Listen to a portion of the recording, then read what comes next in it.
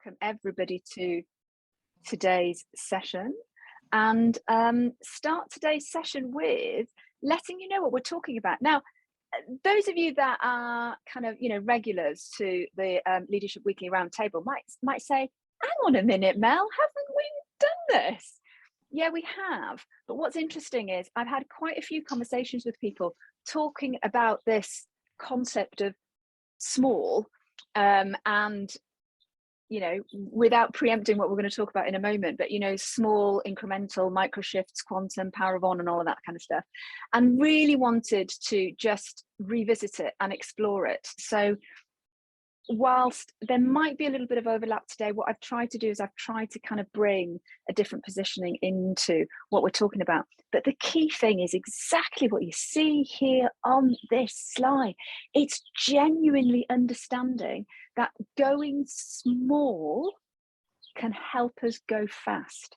Whereas a lot of traditional mindsets, in particular in projects and programs, will think if we're going to go small, we're going slow. And it's not. Small does not mean slow. That is super, super, super important. And it's when we're humanizing transformation. As always, I've got a wee little quote. This quote I absolutely adore. Never doubt that a small group of thoughtful, committed citizens, aka everybody on today's call, can change the world. Indeed, it is the only thing that ever has. Thank you so much, Margaret Mead. What a fantastic thing. And I think that is really important. And it's very similar to another quote that you will all probably have heard me say before. If you haven't, certainly people that go through mentoring and coaching with me, at some point I will say to you, if not you, then who? If not you, then who? There is always a way. What we don't advocate is we don't try and knock on a door that's locked, but equally, there's always more than one door, right? So it's really, really, really important for us to recognize that. So today, the going small to go fast is, of course, talking to the power of one. And the power of one is the approach. The power of one is how we humanize transformation. The power of one is how we evolve ourselves and constantly practice our own role modeling. So what I want to do today is just give everybody a refresher and to introduce those of you that are new to this concept of the power of one. It is the approach. So when you're thinking about the Dilyn Way framework for human and social systems transformation, we have the positioning, the why, which are the 3 tenets. We have the structure, which is the 7 dimensions and mindsets, the 7 maturity levels, and the 7 stages of human transformation, the transformation arc. And then we have the how we shift individuals or human systems. And that how is all based on what we call the power of one. So what I wanted to do today is I just wanted to touch on these 3 things. So the first, what does the power of one mean? How does it apply to my practice? How can I apply it to the transformation that I'm leading or designing, or the program that I'm leading and designing? Well, the first and most important element is the power of one in you. How much power you have in the transformation, in the change, in the program that you're designing, delivering, involved in. Really important. And that's you as a role model as well as you as a participant. I think one of the things that we tend to miss out as leaders and practitioners of change and transformation is that not only should we be role modeling the future, but we should see ourselves and believe ourselves to be a participant of it, and not see ourselves separate from the program. Because once we're working on it, we are in it, and therefore we are a participant. So the key thing about us here really is thinking about who we are as a role model, so that we are able to, be the change that we want to see around us, because that's how we change human and social systems. And the second thing is to believe ourselves as a participant, because that might sound subtle, but it can have a profound effect when it comes to our narrative, our voice and visibility, how we position ourselves, etc., etc. The second element of the power of one, which is really important for us to remind ourselves in the framework, is quantum. And what do I mean by quantum? What I'm saying is the relationship between taking a quantum micro shift in order to have a macro quantum effect. So if we're thinking about quantum and quantum physics exists at those two polar ends that are actually superimposed and one. Microscopic subatomic micro shifts that have a profound macro effect. How can we find those tiny little micro quantum areas, those shifts? How can we find them? Who are they potentially in a system to have that macro quantum effect? So tiny shifts, big impact. And then the second bit is simplification, is singularity. How do we bring our projects and programs? How do we bring strategy and vision into a concept of the power of one? How do we simplify it? How do we apply singularity to it? Because what's interesting, and I don't know about you, but certainly for me, when I'm working with customers on strategies, at the beginning it might be simple, but all of a sudden that strategy or that it just becomes more complicated.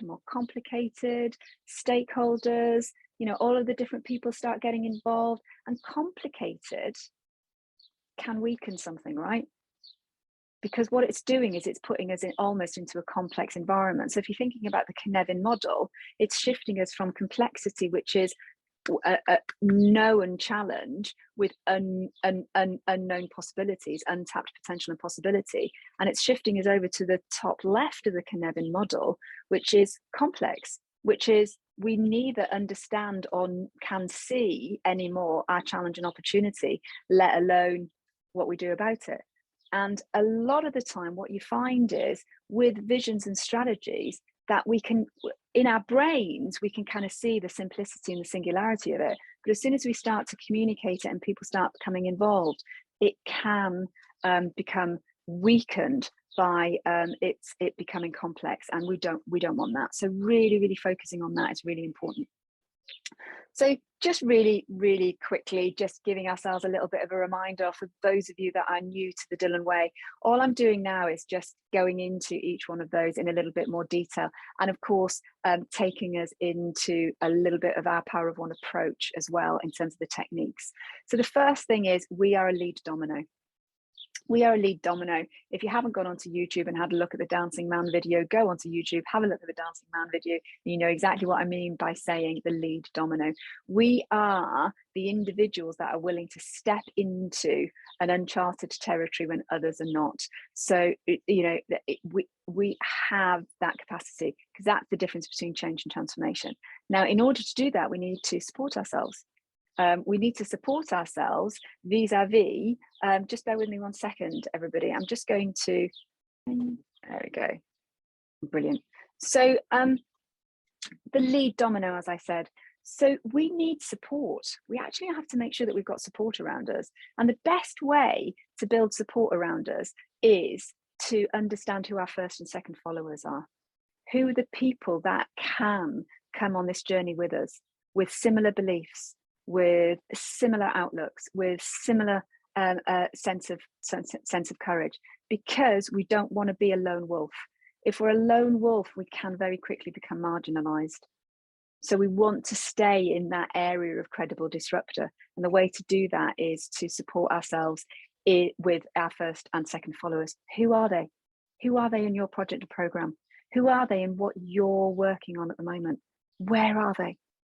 Really important for us to do that. Equally, not necessarily part of the power of one, but in terms of supporting ourselves as lead dominoes, it's really important for us to also ensure that we've got a like-minded peer group, that we are feeding ourselves with a like-minded peer group when it comes to transformation, when it comes to humanizing transformation. So important.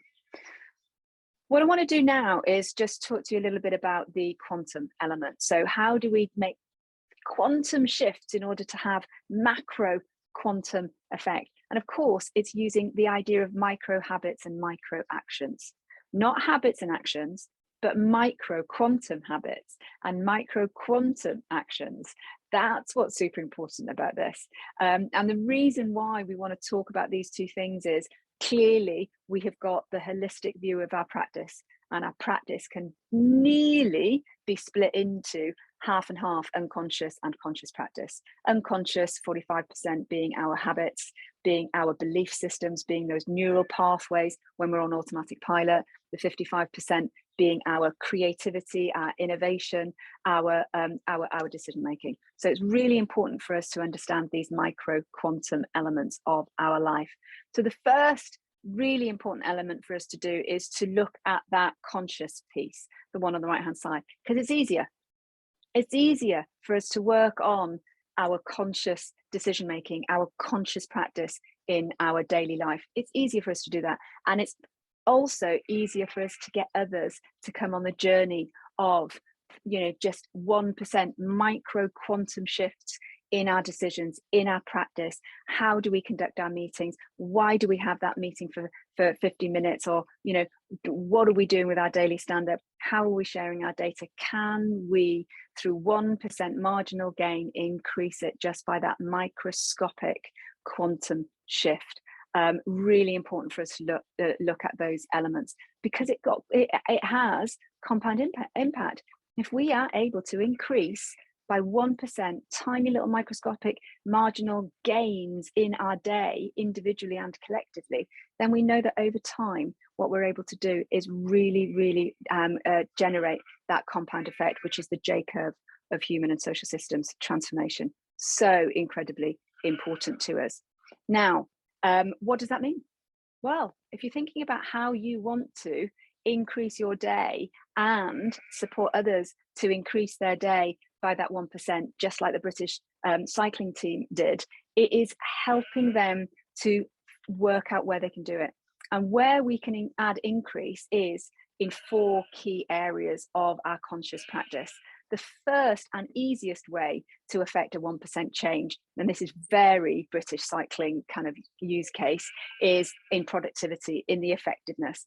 Can I simplify that just by 1% today? Can I reduce that down or automate it just by 1% today? Do I really need to do that today? Because if I look at the Eisenhower matrix, really what I'm saying is that's not a priority. So maybe I don't necessarily do it. Can I delegate something else? So just thinking about these productivity things, is there a way that I can maybe, you know, just add, I think, we've got Lorraine. Yeah, we've got Lorraine on the call. You know, Lorraine very much talks about an example with email and just creating little email rules about putting people into an email box and just not being a slave to the email. And I love that. A tiny little rule in Outlook that all of a sudden automates something, increases time, increases productivity and effectiveness. Super important, easy. There are hundreds and hundreds of ways that we can add 1% increase to our day when it comes to effectiveness and productivity. I like the word effective rather than efficiency, by the way, because effective just has impact, right? The next one is the experience power up. It's all about the human experience. Now, everybody seems to love this because it's kind of easy, but it's really important. This is alongside the energy power up. These two are very important to us because it's starting to bring into play the power of positive leadership, the power of positive language in the way that we practice, certainly around transformation and innovation. We have to adopt a lexicon that is positive narrative.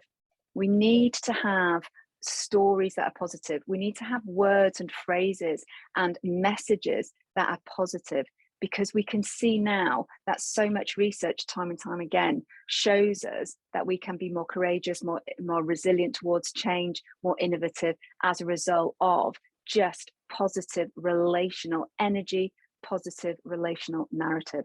So that experience power up, all we're saying with this one is just enrich your experience today or tomorrow or somebody else's. That's as simple as that experience power up needs to be.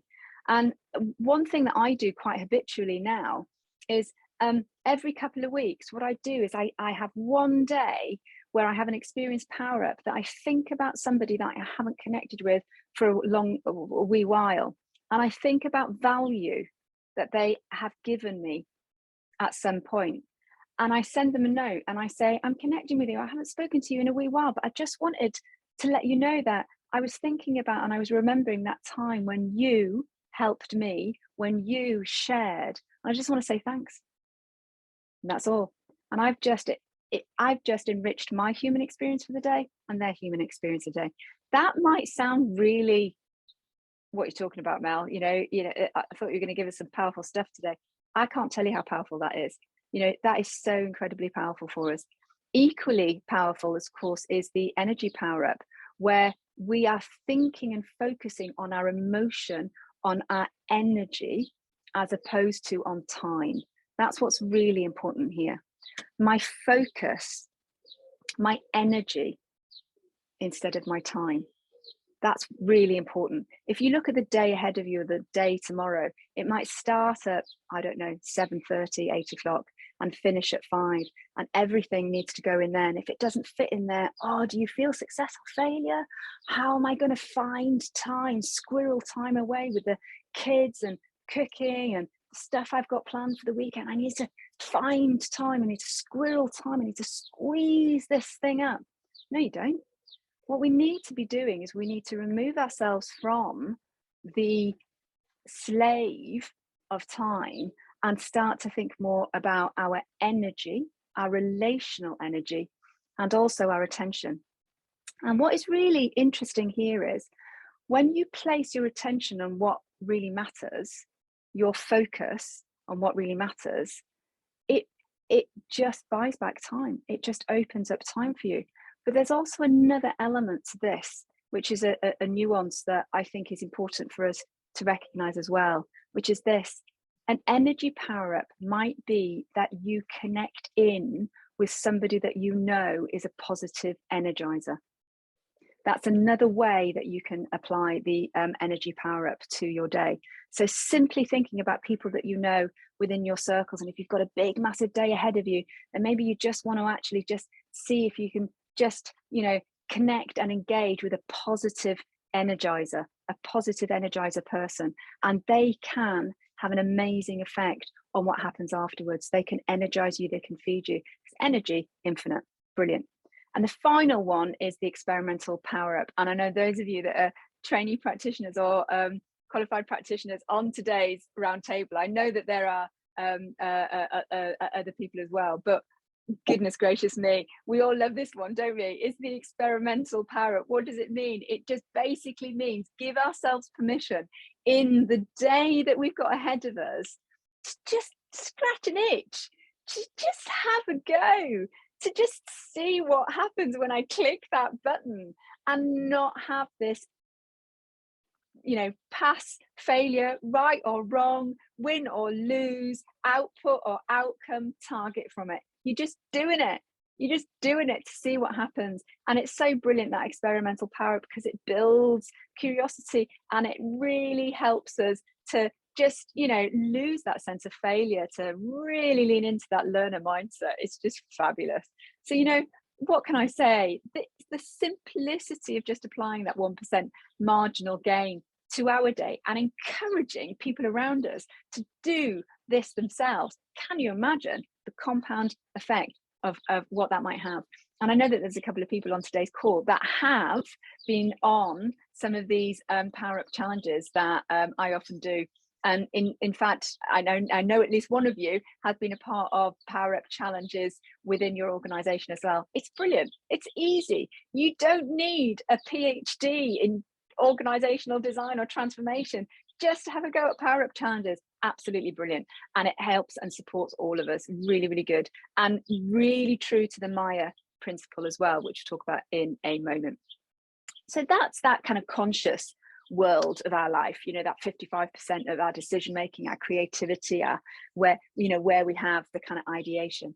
But we've also got these quantum habits, these micro tiny little habits as well in that 45% of our day. What do we do there? Well, what's really important about this is, again, applying that rule of quantum. It's got to be tiny, tiny, tiny little areas. So we're thinking about change and transformation. We're thinking about humanizing transformation in a corporate environment. I can bet your bottom dollar that not just ourselves, but also a lot of people that we're working with on projects and programs will have so many neural pathways that automatic rituals, beliefs, ways of working that are so ingrained as neural pathways, as habits, that in order for us to release them out of that so that they can actually lean into creating new neural pathways, new habits, is no fair. It's a blinking big thing to do. How do we do it? And the way that we do it is to acknowledge that we all have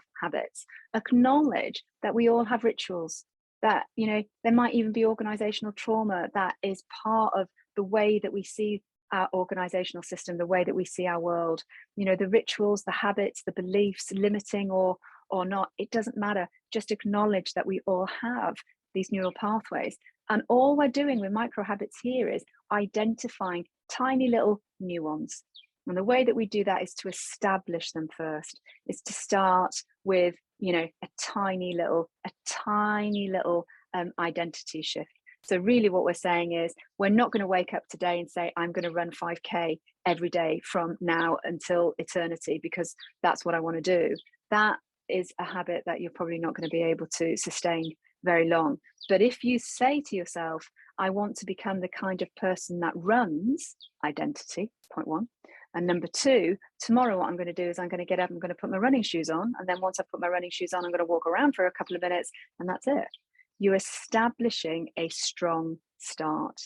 And that's one thing that we kind of miss out when it comes to habits in our personal lives, but most importantly, when we're thinking about change and transformation in a corporate environment, establishing tiny micro shifts right at the very start and helping people to explore the identity that I'm becoming as a result of this.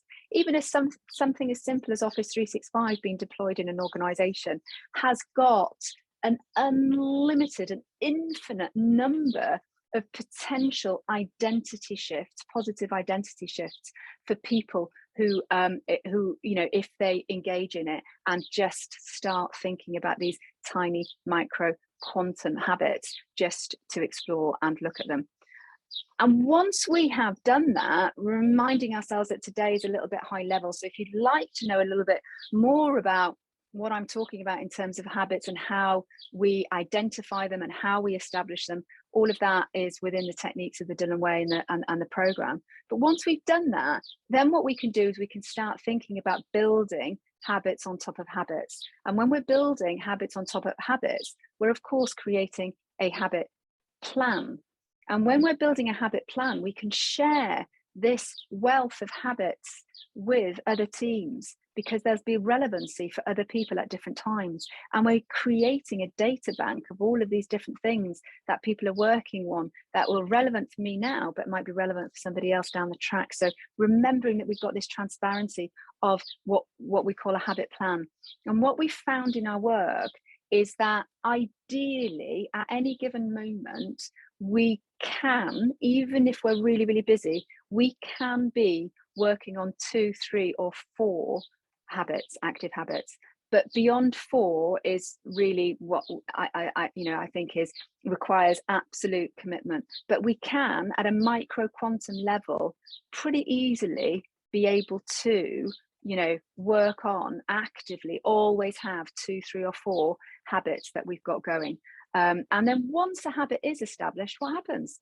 Well, it is in and of itself a strength, isn't it? So that means that we're ready to externalize it. We're ready to share it. We're ready to teach it. We're ready to coach it. We're ready to mentor it. So where are those strength areas that you might already have? You might already have, and we all do, positive role modeling habits within your identity, within your practice. They should be externalized.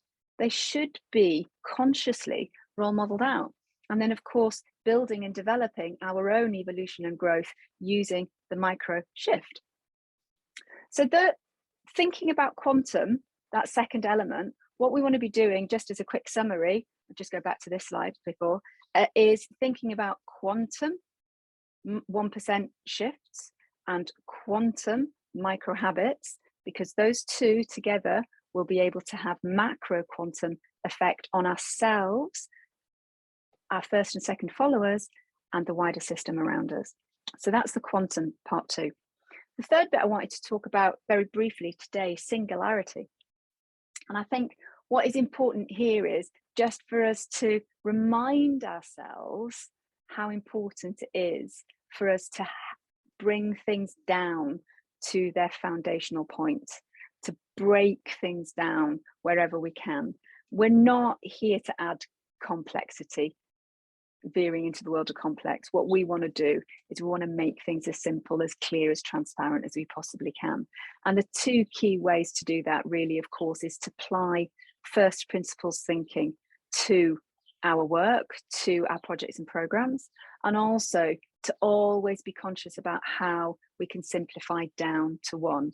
You know, identify where there is complexity, and just think about how many right answers there are. And once we've experimented, choose that path and simplify to that direction. It's really important for us to do that. What I don't want you to do is look at that simplify down to one and think, gosh, are we going straight to one path? Remembering that experimental practice. First principles thinking is really important in humanizing transformation. I would argue that it's important in all change and transformation because it really is a great discipline. It's a great discipline because the way that we apply first principles thinking, which for those of you that are new to this, is from physics. And the person that's most famous for first principle thinking, of course, is Elon Musk. He applied first principles thinking to the development of his SpaceX project and organization. And, you know, seeing where he is today, we can obviously see that application of first principles thinking worked for him. So using that analogy, using that example, what do we mean by first principles thinking?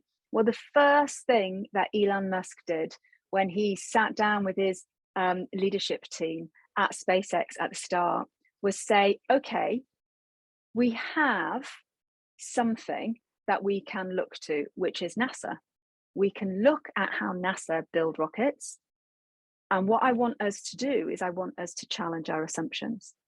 I want us to challenge our assumptions, our norms, our beliefs, our rituals.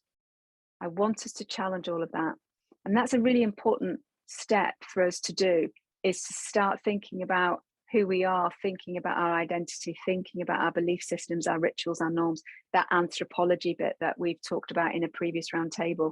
What are our assumptions? Once we are able to, make them visible, make them transparent, then what we can do is we can say, right, okay, now that we've got these assumptions and we've got them open and we are understanding them, we might not be understanding them, we certainly have got them visible, then what we can do is we can start breaking down the challenge.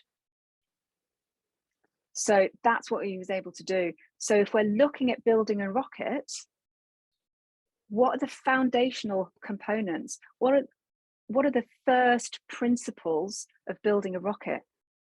And actually, what his team were able to do was they're able to recognize that there was only 3 or 4 things that actually are needed to build a rocket, as opposed to all of that complexity building into complex $80 billion program that NASA were on that was so complex and unsimplified that they couldn't see the wood for the trees. And Elon Musk took his team through this process. When they were able to get to that point of first principle, then what they do is they apply the third element, design from scratch. Now, if you're designing from scratch, you're designing from a place where you know that you can innovate, you know that you can disrupt, because you have put your assumptions out and got them visible. You've broken things down to their foundational points. And that means from this place, you've got a really, really good, strong platform from which to design and innovate and transform.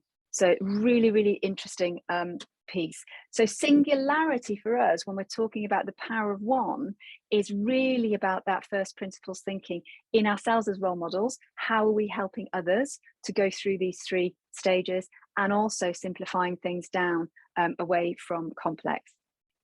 Now, one thing I just want to share with everybody before we bring today's session to open roundtable. I know I've only got a few minutes left on today's session, and I want to just open out, is remembering about Maya.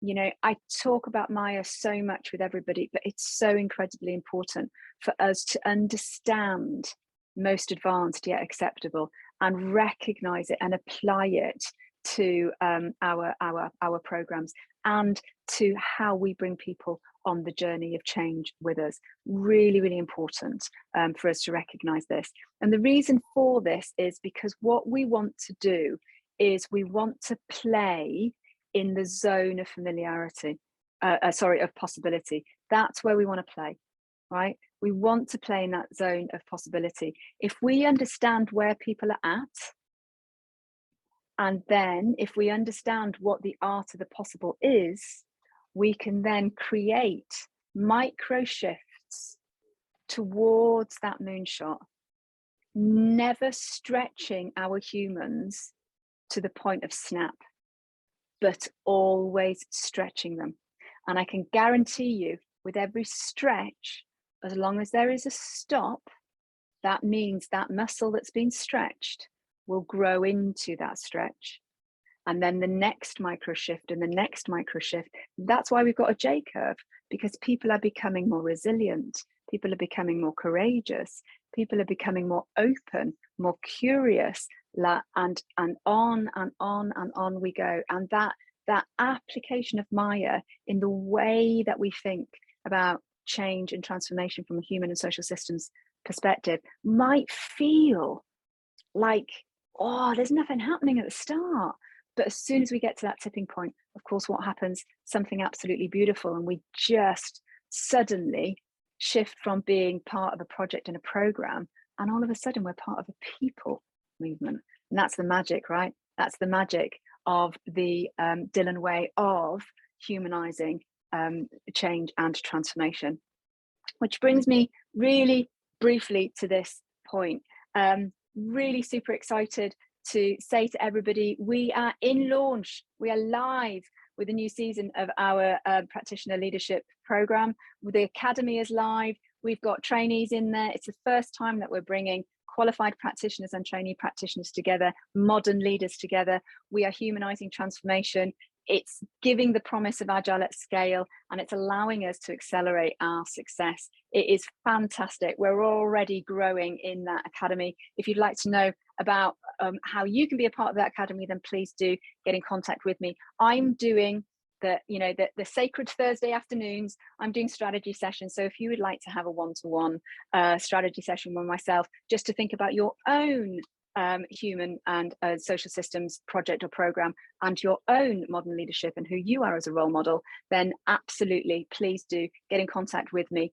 I will send out my own little Calendly with the recording of today to you all on email later on today, if not first thing tomorrow. So that strategy session, absolutely pro bono. It's an hour with me, totally and utterly confidential. It is there for you. Take it, get some value out of it, and hopefully we can progress from there.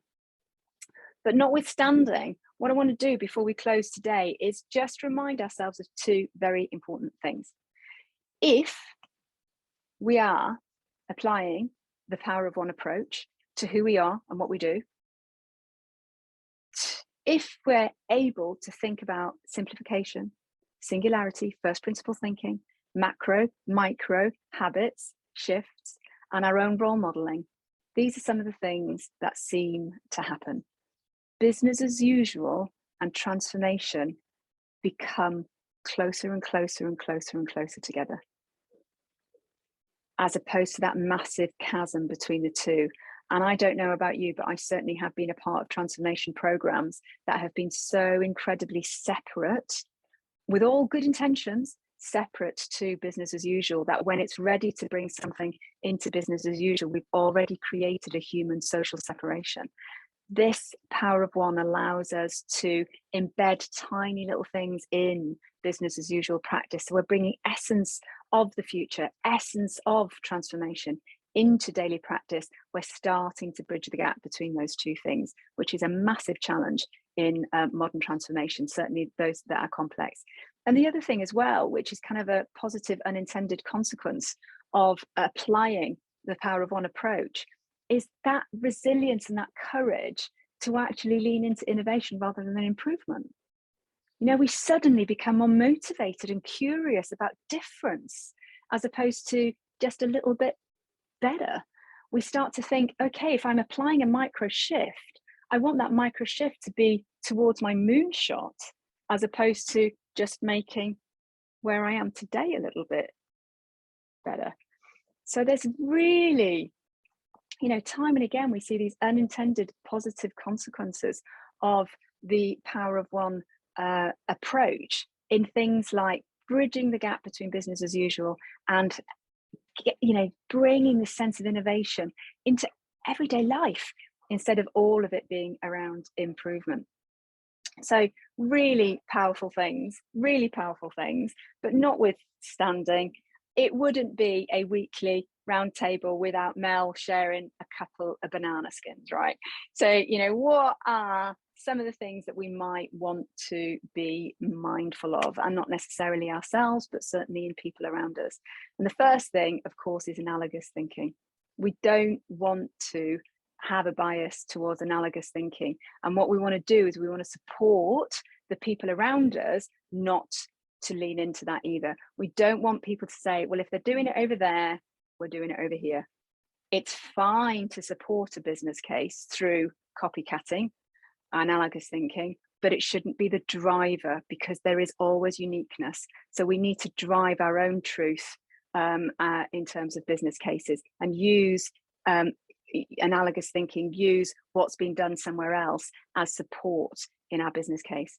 And I guess the other thing, which is very deeply part of the human side of things, is agendas, politics, egos, bias. And listen, I'm not an angel. I'm really, what I'm saying here is just, if we can try and think about how we can be more conscious of our own agendas and those of others, then it's visibility is knowledge. Knowledge is power, and it's just being conscious of those. And once you are aware of them, once you become more habitually conscious of them, of course we can then perhaps do something with that.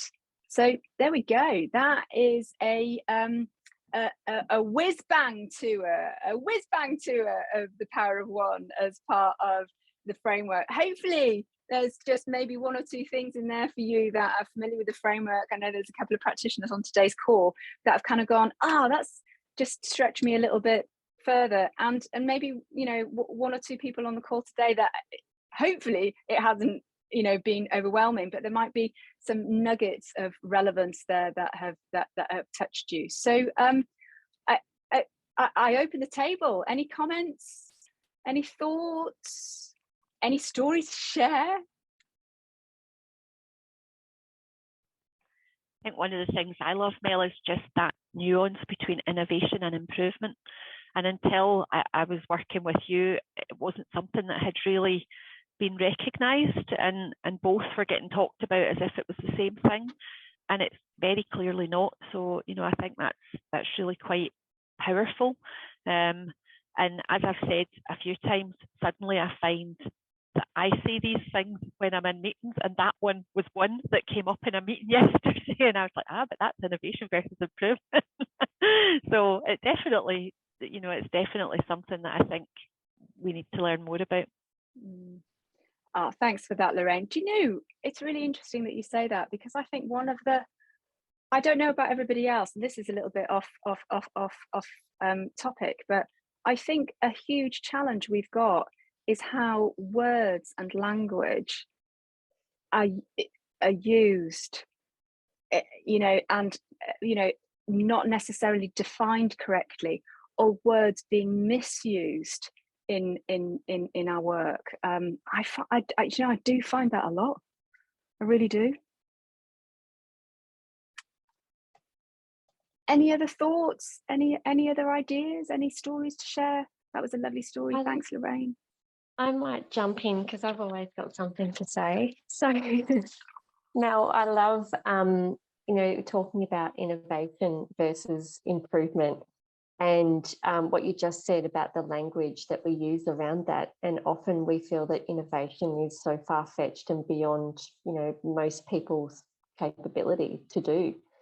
And one of my goals is to break apart what innovation means, and with the simple tools and techniques that you can apply to create a simple shift which lead to improvement. So when you posted the other night on LinkedIn, I was like, oh, that's a curious one, because innovation can be really simple if you know how and the techniques just to alter something slightly to create potentially a big shift or a different outcome. So yeah, I really love that. I thank you. And I think, you know, what you're saying there, Penny, is really important. We're not saying improvement is unnecessary, improvement is dead. It's not what we're saying. We're just saying let's understand the difference and the potentiality and the power of both of them, right? That's what's really important. Brilliant, thank you for that. We literally got seconds left, so I'm just wondering whether there is a final comment, a story, anything that anybody would like to share. Mel, I think I just want to back up what you've been saying about the power-ups. I just think they just, across the workforce, you know, share the language, share the experience, and put that energy into everyone's day. That 1% makes such a difference. And if that can be spread, I think then we get away from the business as usual and we merge the two together. So I'm just one for the power-ups. You know, we've tried it and we work now really hard on that. It really is energy. It works. Moving forward. Yeah. Thanks for that, Joanna. Really appreciate that. That's brilliant. And it does, and it does work, and it is working, that we can see that within your systems. And what is lovely is it's naturally cross-fertilizing across departments as well, which is brilliant. Absolutely brilliant. Fantastic. Well, we have come to the end of today's session. So thanks everybody for joining. So Anna, Joanna, Lorraine, Marcus, Mo, Penny, really appreciate you joining today. I know that we are all like zooming in and zooming out of life at the moment. So the fact that everybody has given some time today and some attention, super important to me. And I thank you all for that. Have a fantastic evening ahead. Have a fantastic day ahead, depending on which time zone you are at. I hope that maybe something of today, the power of one, can be applied to what you're up to. And what can I say? Hopefully I will see you next week. And if you want to engage with me, there's a massive aeroplane going over across, you can hear it. Woo! That's amazing. Oh, I can feel the ground. Gosh, the ground underneath my feet. There we go. What a ground rumbling way to finish a weekly round table. Very well. Amazing. Oh, that's brilliant. Anyway, you guys take care. Thank you so much. I will see you, if not next week, maybe in a strategy session, and certainly some of you on mission briefings tomorrow. Thanks, guys. Absolutely brilliant. Thank you. Bye.